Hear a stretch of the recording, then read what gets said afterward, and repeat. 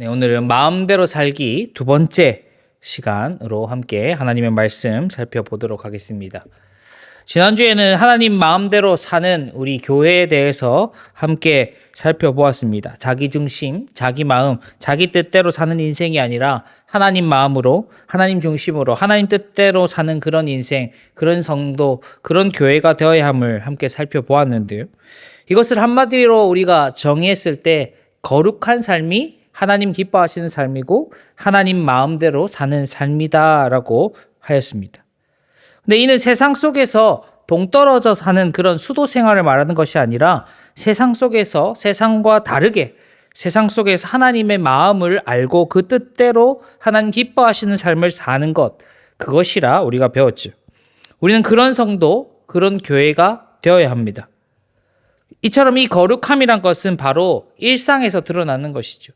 그래서 지난 시간에는 이 거룩한 삶의 어떤 실천사항으로 바로 이 성적인 문제, 어떤 타락한 문화 속에서 어떻게 살아갈 것인가에 대해서 살펴보았습니다. 이 거룩한 타락한 문화 속에서 이 거룩함을 지키는 일, 그것이 하나님이 기뻐하시는 삶이었고 하나님 마음대로 사는 삶이었습니다. 사도 바울은 오늘 본문이 속한 이 데살로니가 전서 4장에서 계속해서 거룩한 삶에 대해서 이야기하고 있는데, 앞서 본문에서는 이 성적인 문제, 이 데살로니가 지역의 타락한 문화 속에서 거룩함을 어떻게 지켜나갈 것인가에 대해서 이야기했다면, 오늘은 또 다른 측면에서 거룩한 삶, 하나님 마음대로 사는 삶이 어떤 삶인지를 이야기하고자 합니다. 그래서 우리가 이 오늘 본문 속에서 이 또한 우리가 거룩한 삶을 위해서 필요한 부분이고 실천해야 하는 바구나라는 것을 깨닫는 은혜가 있기를 간절히 소망합니다. 9절에 보면 사도 바울은 형제 사랑에 관하여 너에게 쓸 것이 없다라고 먼저 이 데살로니가 교회를 칭찬하며 오늘 본문을 시작하고 있습니다. 즉 우리가 앞서서도 계속 얘기했지만 다른 편지에 비해서 이 데살로니가 교회는 바울이 상당히 칭찬을 많이 합니다. 바울이 이 선교 초창기에 세운 교회이기도 하지만 그들의 마음 안에 그들의 신앙이 충분히 바울이 보기에도 그런 데살로니가 지역 험난한 세상 속에서 나름대로 믿음의 삶을 지켜나가고 거룩한 삶을 지켜나가기 위해 애쓰는 그런 공동체, 그런 교회였다는 것에 반증이 되는 것이죠. 충분히 그 형제 사랑하는 일을 잘하고 있는 그 백성들에게 왜 또 이 이야기를 하는가? 그 교회들에게 그 얘기를 하는 이유는 교회라는 특징이 이 형제 사랑하는 일이 어쩌면 거룩한 삶의 가장 중요한 일 중에 하나라는 것이죠. 이 교회는 하나님의 사랑 안에 예수님의 피를 나눈 형제라는 것이죠. 특별히 이 구절에 말하는 형제들도 단순히 이 혈육 관계가 아니라 우리 안에 있는 믿음의 형제들, 신앙 안에 하나 된 형제들, 예수 그리스도의 보혈로 하나 된 교회를 먼저 지칭하는 것입니다. 교회는 마땅히 서로 사랑해야 한다. 그것이 세상 속에서 거룩한 것, 그리고 하나님 마음, 하나님 뜻대로 살아가는 삶이다. 근데 너희가 그것을 충분히 열심을 다해 잘하고 있다 칭찬했던 것이죠. 즉 잘하고 있기 때문에 칭찬한 것이지 그렇지 않다면, 그것이 바른 길이 아니라면 칭찬하지 않았을 것입니다. 특별히 이것이 결국 세상과 구별된 모습이라는 것이죠. 어떻게 구별되는가? 세상은 어떻게 살아가겠습니까? 자기 중심, 자기 마음, 자기 소유, 자기 이익, 그것이 가장 1번이고 가장 우선순위임에도 불구하고 교회는 그렇지 않고 형제를 사랑하는 일을 먼저 행하는 그런 공동체다라고 하는 것이죠. 우리 예속담에 이런 말이 있지 않습니까? 먼 친척보다 가까운 이웃이 낫다. 그래서 우리는 이웃을 보고 이웃 사촌이라 많이 불렀습니다. 근데 사실 요즘 이 이웃이 더 무서운 것 같습니다. 층간소음 문제나 아니면 함부로 옆집 아이를 건드렸다가 신고를 당하는 사례도 있고, 제가 오늘 설교를 준비하면서 본 글귀 중에서는 이웃집 할머니를 병원에 모셔다 몇 번 드렸더니 하루는 그 이웃집 할머니의 아들이 본인에게 그 차를 타고 다니면서 엉덩이가 아팠다라고 그렇게 말을 전했다 하더라고요. 그러니까 이게 선의를 베풀었고 이웃이라 생각했지만 이상하게 생각하고 도리어 과도한 선을 행하는 이 자기중심적인 사고 속에서 벗어나지 못하는 일들이 이미 이 세상에 만연한 상황이라는 것이죠. 그러니 이 옛날에 옛날같이 이웃 사촌이란 말이 크게 적용되지 않는 것 같습니다. 그래서 좀 교회는 좀 다르게 바꿔서 먼 친척보다 가까운 동력자가 낫다. 가까운 우리 성도가 낫다라는 말을 우리가 좀 써야 되지 않겠습니까? 세상은 내 마음대로 살고 내 편한대로 살고 하지만 교회는 서로 돌보고 서로 붙들고 서로 함께 응원하고 위로하고 사랑하고 섬기면서 진짜 형제 자매처럼 지내야 하는 것. 그것이 교회의 모습이고 그것이 세상과 다르게 구별된 거룩한 교회의 모습이라는 것이죠. 데살로니가 교회가 이 일을 잘했기 때문에 바울에게 칭찬받은 것입니다. 그리고 더 나아가 이 사랑이 이 교회 안에만 머문 것이 아니라 10절에 보면 마게도니아의 모든 형제들, 즉 데살로니가 지역뿐만 아니라 이 데살로니가가 뭐냐게 시면 굳이 따지면 큰 이 구나 어떤 이 도 측면에 마게도니아라는 더 넓은 지역, 그 지역 안에 있는 다른 교회들에게도 데살로니가 교회가 사랑으로 선한 영향력을 끼쳤다는 것이죠. 즉 이 데살로니가 교회는 자신 가까이 있는 형제 자매들도 사랑하고 섬겼지만 뿐만 아니라 도움이 필요한 모든 교회, 믿음의 형제들에게 그 선을 행하고 사랑을 행하기 위해 애쓰는 공동체였다. 그러니 세상 속에서 구별될 수밖에 없는 것이죠. 한 번도 보지 못한 사람을 나의 소유를 팔고 나의 것을 통해 돕고 사랑하고 섬기는 일, 내 눈앞에 있는 형제조차도 그것이 아까워서 하지 못하는 세상 속에서 믿음으로 그 일을 행한다는 것은 세상과 구별될 수밖에 없고 하나님이 기뻐하시는 일일 수밖에 없고 우리의 욕심이 아니라 하나님 마음대로 살 수밖에 없는 그런 삶이라는 것이죠. 그러나 이것이 우리도 알지만 쉽지 않다라는 것입니다. 이 일을 끊임없이 하도록 애쓰지 않으면 더욱 그렇게 행하도록 권면하고 함께 강권하고 함께 격려하고 힘쓰지 않으면 언젠가 이 사랑이 식어버린다는 거예요. 왜냐하면 우리가 사랑이라는 것을 감정으로 많이 이해하기 때문입니다. 내 마음으로 이해하기 때문이죠. 그러니까 내 마음이 좋으면 사랑하는 일이 조금은 수월해집니다. 내 마음에 드는 사람한테 내 것을 베풀고 내 시간을 쓰고 내 수고를 더하는 일 조금은 수월합니다. 하지만 내 마음이 불편한 사람들, 나와 사이가 좋지 않은 사람들, 교회 안에 나랑 결이 맞지 않아서 조금은 얼굴을 붉히는 사람들에게 선을 행하고 사랑의 수고를 하고 특별히 내 소유를 팔아서 그 사람을 돕는 일 너무나도 어렵지 않겠습니까? 그것은 사랑하는 일을 감정으로 여기고 내 마음으로 여길 때 일어나는 한계인 거죠. 하지만 사랑이라고 하는 것은, 형제를 사랑하는 일이라고 하는 것은 우리의 감정과 우리의 생각과 우리의 마음이 아니라 하나님의 마음으로 한다는 거죠. 그것이 하나님의 뜻이고 하나님이 기뻐하시는 일이기 때문에 내 마음보다 하나님 마음이 앞서야 되는 것이고 내 감정과 내 기분보다 하나님의 뜻이 앞서야 하는 것이죠. 그렇지 않으면 지속적인 형제 사랑이 어떻게 가능하겠습니까? 10번을 잘해도 한 번을 못하면 속이 상하고 섭섭한 게 우리 사람 마음인데 그러면 어떻게 이 세상 모든 사람과 내 감정 좋은 상태를 유지하면서 매일매일 형제를 사랑할 수 있겠습니까? 그건 너무나 불가능한 일이죠. 하지만 그 형제 사랑하는 일이라고 하는 것이 내 마음, 내 기분, 내 뜻이 아니라 하나님 마음 때문에 하나님 마음이시기에 하나님이 원하시는 뜻이기에 그리고 우리가 마땅히 행해야 할 하나님의 말씀이기에 할 수 있는 것이고 해야만 하는 것이죠. 더 나아가 이 형제 사랑이라고 하는 것은 말로 하는 것이 아니라 행동으로 하는 것이죠. 사랑합니다. 감사합니다. 단순히 이 말도 너무나도 중요하지만 결국 행동으로 이어지지 않으면 이 사랑의 수고가 없다면 어쩌면 온전한 사랑이라 할 수 없을 것입니다. 성경에도 행함이 없는 믿음은 죽은 믿음이다 얘기하지 않습니까? 어쩌면 사랑도 이 믿음 안에 있는 사랑도 동일할 것입니다. 교회에 오는 사람의 모든 성도에게 사랑한다 얘기하지만 우리는 서로 사랑하는 공동체입니다 얘기하지만 우리 기쁜 교회는 사랑이 넘치는 교회입니다 얘기할지 모르지만 정작 사랑의 수고와 사랑의 행동은 많지 않을 수 있다는 것이죠. 데살로니가 교회가 이런 열심으로 사랑의 수고를 통해 다른 형제들을 섬기고 사랑했던 것처럼 이 아프고 병들고 교회를 통해 사랑이 필요한, 사랑이 흘러가야 할 그 모든 것에 열심을 다해 자신들의 시간과 마음과 물질과 몸을 들여서 그것을 행했던 것입니다. 그러니 사도 바울이 칭찬할 수밖에 없었던 것이죠. 이렇게 이 데살로니가의 형제 사랑 이야기가 해피엔딩으로 끝나면 너무나도 좋겠지만 한 가지 문제가 있었습니다. 그것은 이 데살로니가 교회 안에 잘못된 사상, 이 종말에 대한 오해가 들어왔기 때문입니다.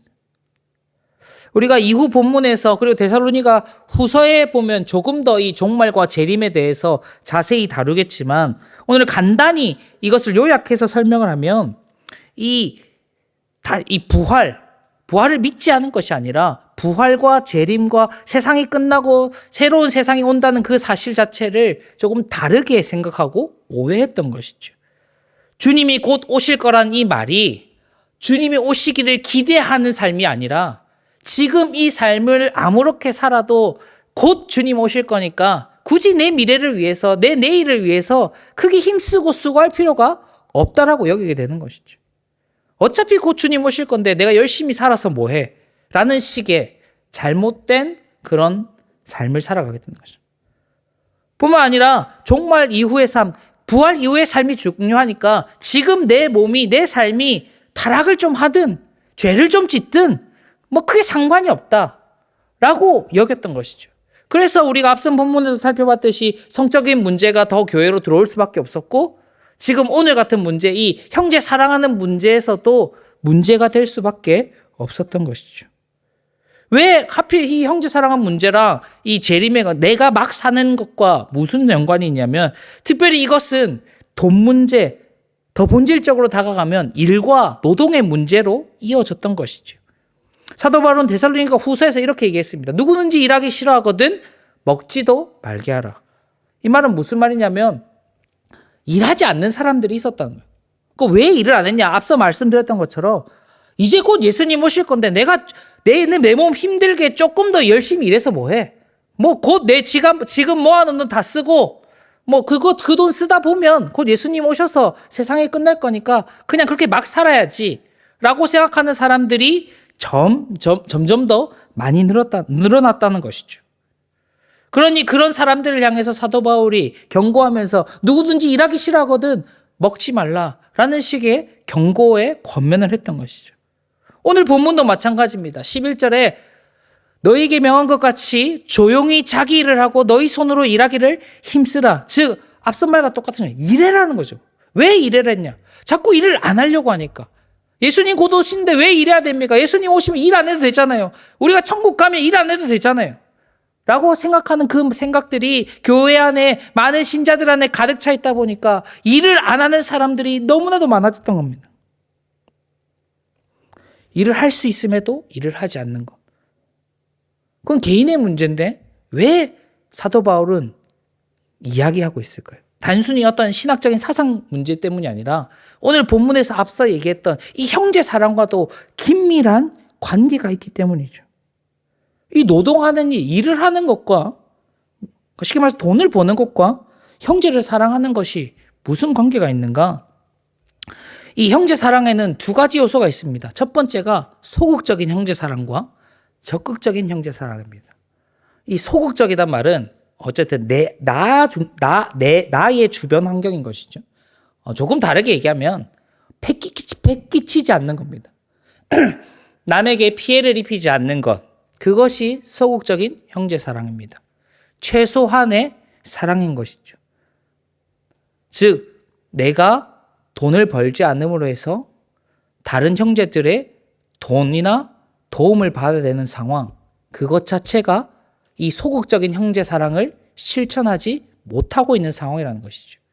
당연히 너무 가난하거나 일을 할 수 없어서 일을 못하거나 병들거나 그런 사람들에게 하는 이야기가 아닙니다.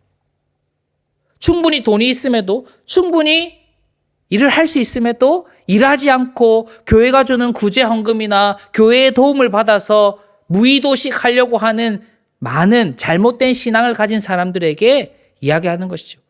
우리가 사랑하는 일을 해야 되는데 너네가 일하지 않는 그것조차도 형제를 사랑하지 않는 일과 동일하다라고 사도 바울이 오늘 이 본문과 연결해서 일의 문제를 언급하고 있는 거죠.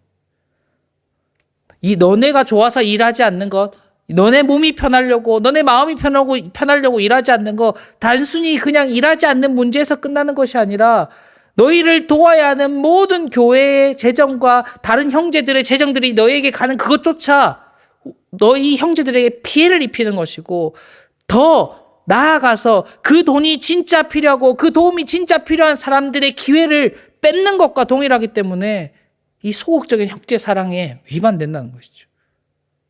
당연히 적극적인 형제 사랑이야 내 것을 내어두고 내 수고를 통해 내 형제를 돕는 일이겠죠.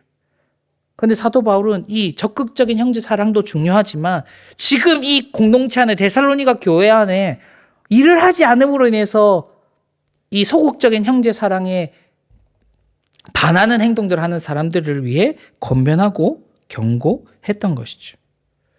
다르게 이야기하면 결국 우리가 우리의 일상을 회복하는 일이 단순히 내 삶만 좋아지는 게 아니라 우리 교회가 함께 좋아지는 일이고, 그리고 남들에게 불필요한 피해를 끼치지 않는 그런 모든 일들이 형제를 사랑하는 일의 시작이라는 것이죠.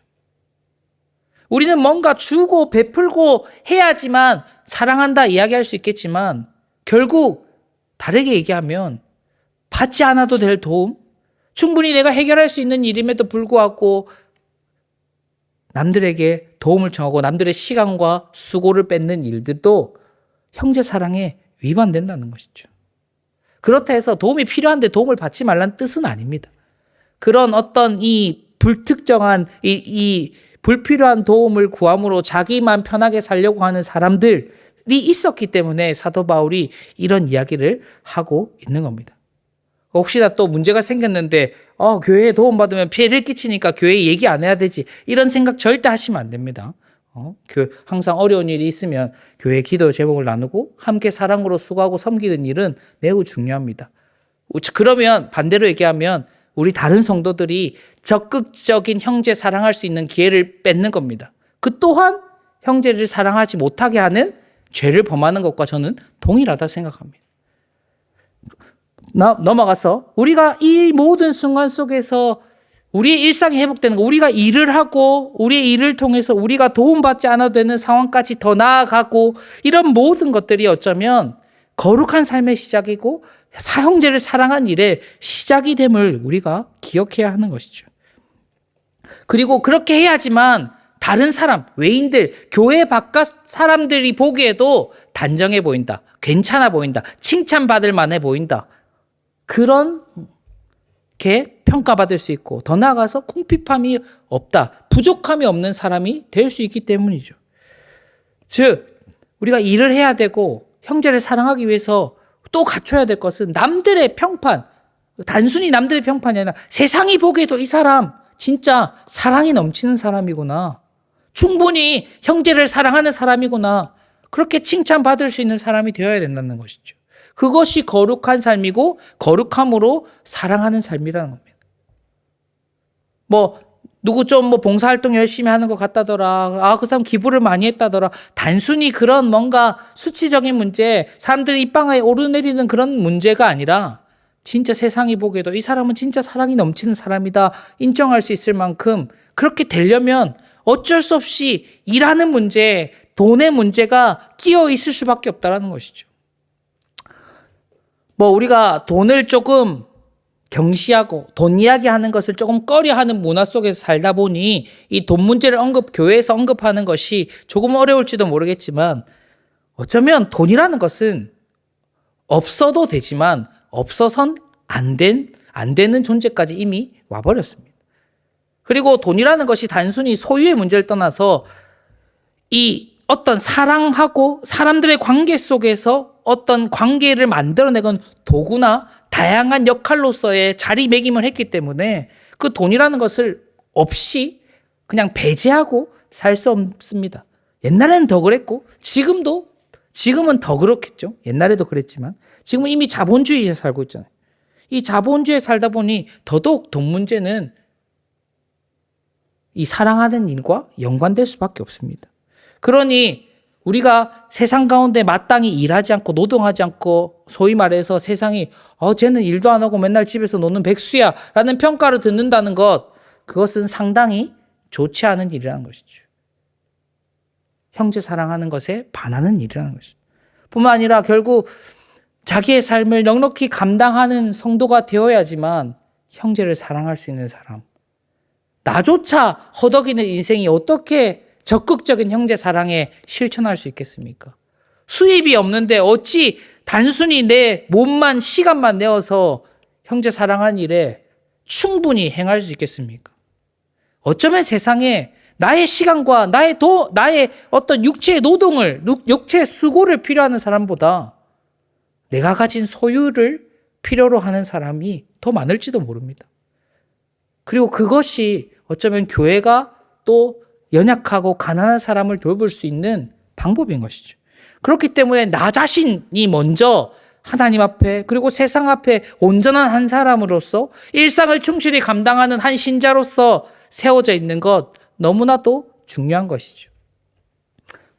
당연히 취직이 어려운 세상에, 일하기 어려운 그 세상 속에서 취직하는 것 힘듭니다. 하지만 의도적으로 일하기 싫어서, 취직하기 싫어서 여러 가지 이유에서 일을 하지 않고 남들의 도움만 구하는 그런 사람들은 형제 사랑을 행하지 않는 것과 동일하다, 오늘 본문이 이야기하는 것입니다. 이는 단순히 돈을 벌고 못 벌고 문제가 아닙니다. 결국 이 모든 것은 내 생각, 내 마음, 내 편한 대로, 내 뜻대로 하고 싶은 그 인간의 욕망과 욕심이 담겨져 있는 결과물이라는 것이죠. 결국 내 마음대로 살 거냐, 하나님 마음대로 살 것이냐, 그 둘 중에 하나를 선택해야 되는 문제입니다. 하나님 마음대로 살 수 있는 사람만이 진짜 형제를 사랑할 수 있는 사람이고, 내 마음을 포기할 수 있어야지만 내 것을 형제를 위해 사용할 수 있게 되는 것이죠. 어쩌면 내 시간과 내 수고를 통해, 그리고 내 노동을 통해 이루어나는 모든 물질적인 소유들을 통해서 또 더 나아가 형제들을 도울 수 있게 되는 것이고, 결국 이 돈 문제가 단순히 돈만의 문제가 아니라, 어떤 이 노동만의 문제가 아니라 우리의 인생이 누구 마음대로 살고 있는가, 인생의 방향성의 문제와 연결된다는 것입니다. 이미 세상은 돈이 지배하는 자본주의 그 사상 속에 살고 있습니다. 우리는 일상에 충실하는 것, 그것보다 돈이 많고 수입이 많으면 칭찬받고 인정받는 세상이 되어버렸습니다. 이미 돈이 우상이 됐고, 돈을 벌고 안 벌고, 직업이 있고 안 있고가 중요한 게 아니라 돈을 얼마나 많이 버느냐가 이미 세상의 기준이 되어버렸습니다. 그러나 교회는, 하나님은 아닙니다. 결국 돈은 사랑의 도구로서 하나님께서 우리에게 주신 것이죠. 그리고 사랑의 도구가 필요하기 때문에 우리는 일을 해야 되는 것이고, 그 주님의 소명을 부르심을 따라서 일하게 되는 것이죠. 즉, 단순히 돈을 벌기 위해서만 이 일을 해야 한다면 어쩌면 그것은 우리의 부르심이 아닐지도 모릅니다. 하지만 하나님께서 우리를 그곳으로 부르셨다면, 그 어떤 일로, 어떤 직업으로 부르셨다면 그것이 우리 안에 머무는 것이 아니라 이 데살로니가 교회의 사람들처럼 나의 뜻, 나의 욕심, 나의 소유를 위해 살아가는 것에 그치는 것이 아니라 세상 앞에 나의 것을 내어놓을 수 있는, 형제 자매를 위해서 나의 소유와 나의 시간과 나의 수고를 아낌없이 내어놓을 수 있는 그런 기회, 은혜를 주시기 위해서 우리에게 이 자리를 허락하신 것이죠. 우리가 가진 것이 많다면 이웃을 섬길 수 있는 기회를 많이 주신 것입니다. 그것이 하나님께서 세상과 구별된 교회의 모습이고, 그것이 거룩한 삶이고, 그것이 형제를 사랑하는 삶입니다. 사랑할 수 있다는 것은 엄청난 은혜이자 기회입니다. 세상은 너무나도 불공평하고 불균형합니다. 열심히 산다 해서 돈을 많이 벌거나 소유가 많아지는 것 아닙니다. 열심히 일하지 않아도 소위 말해서 운이 좋아서 때를 잘 만나서 수완이 좋아서 되는 경우도 많죠. 교회 안에도 마찬가지입니다. 열심히 신앙생활 한다고 부자가 되거나 열심히 신앙생활 한다 해서 더 많은 것을 가지지 않습니다. 누군가는 더 많은 것을 가졌고 누군가는 가난하고 아프고 병들 수밖에 없습니다. 이것이 이미 죄 가운데 놓여진 세상의 모습입니다. 그러나 하나님께서는 이 불균형을 통해서 이 사랑의 불균형을 만들고자 하신 거예요. 사랑을 이 부족함이 있고 궁핍함이 있는 자들에게는 사랑을 받을 수 있는 은혜를, 풍성히 누리고 가진 자들에게는 사랑을 줄 수 있는 은혜를 주신 거죠. 그러니 우리가 나의 것을 내 마음대로 살아간다면 절대 형제 사랑할 수 없습니다. 거룩하게 살 수 없습니다. 하지만 내 마음, 내 뜻, 내 중심 다 내려놓고 우리 하나님 마음대로, 하나님 뜻대로, 하나님 기뻐하신 대로 살아야지. 그렇게 결단하는 사람만이 하나님께서 우리에게 주신 그 사랑의 은혜들을, 사랑의 기회를, 사랑할 수 있는 그 기회를 충분히 누리게 될 것입니다. 사랑하는 우리 기쁨 가족 여러분, 분명 쉽지 않을지 모릅니다. 내 것을 내어놓는다는 것, 내 것을 통해 형제를 돕는다는 것, 사실 너무나도 어려운 일입니다. 하지만 분명 하나님께서 말씀하십니다. 우리에게 주어진 모든 것은 하나님 나라와 또 형제들을 위해 사용하기 위함이다. 우리에게 주신 소유는 다 그것을 위한 부르심이다 라는 사실을 꼭 기억하시고 세상 가운데 그 말씀에 순종함으로 하나님 마음대로 살아가시는 그런 거룩한 삶 살아가시는 우리 모두가 되시기를 간절히 바라고 축복합니다. 아멘.